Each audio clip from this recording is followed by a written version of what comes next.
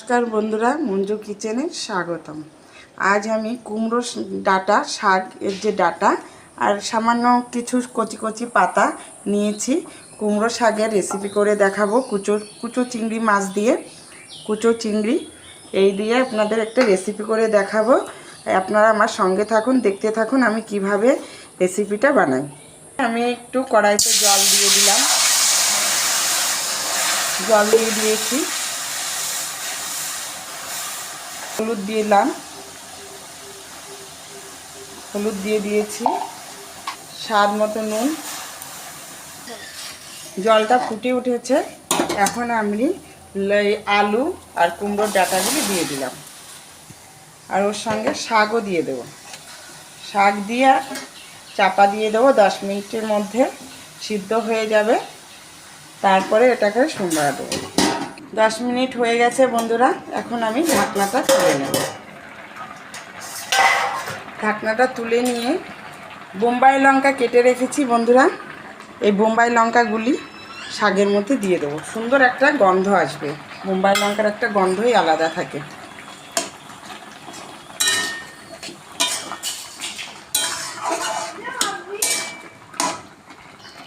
লঙ্কাটা দিতে ভুলে গেছিলাম বন্ধুরা, তাই আমি এখন দিয়ে দিলাম। আপনারা শাকের সঙ্গে সঙ্গেই লঙ্কাটা দিয়ে দেবেন, তাহলে ভালো সিদ্ধ হবে।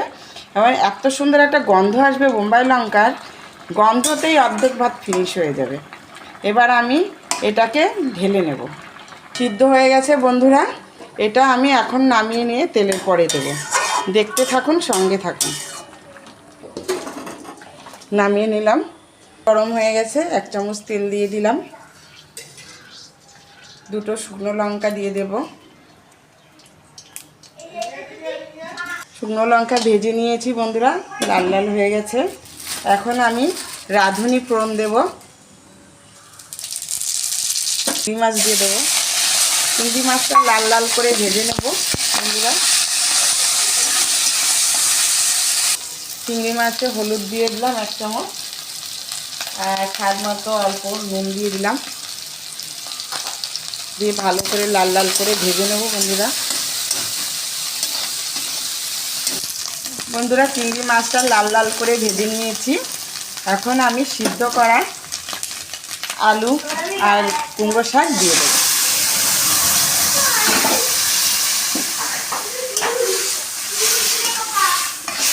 কুমড়ো শাকটা দিয়ে দিচ্ছি, আর 5 মিনিট ঢেকে দেবো।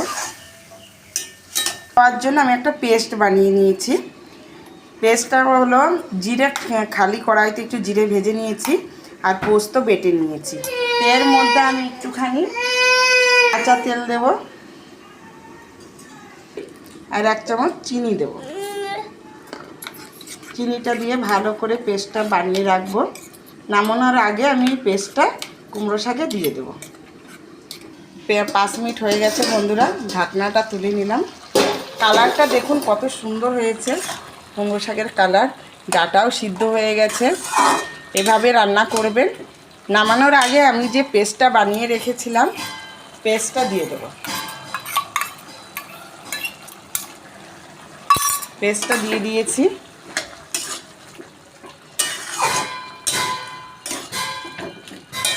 এইভাবে কুমড়ো শাক বানিয়ে খেয়ে দেখবেন, এত সুন্দর সুস্বাদু আর এত সুন্দর লাগবে। সবাই মিলে খাবেন, খুব ভালো লাগবে বন্ধুরা। এইভাবে রান্না করবেন কুমড়ো শাক, একবার রান্না করে খেয়ে আমাকে কমেন্ট করে জানাবেন। সাবস্ক্রাইব করবেন যেন আমি নতুন নতুন ভিডিও আপনাদের দেখাতে পারি। আর আপনারা আমার সঙ্গে থাকবেন। আমার চিংড়ি মাছ, কুচো চিংড়ি দিয়ে কুমড়ো শাক দেখুন কত সুন্দর কালার হয়েছে। দেখুন বন্ধুরা, আমার শাকটা কমপ্লিট হয়ে গেছে।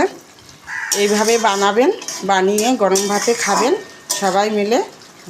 ধন্যবাদ বন্ধুরা, আমার সঙ্গে থাকবেন। আর এভাবে আপনারা সব কিছু সাবস্ক্রাইব করে রাখবেন বন্ধুরা। হয়ে গেছে, এবার আমি নামিয়ে নেব, শাকটা নামিয়ে নেব। নামিয়ে নিয়েছি।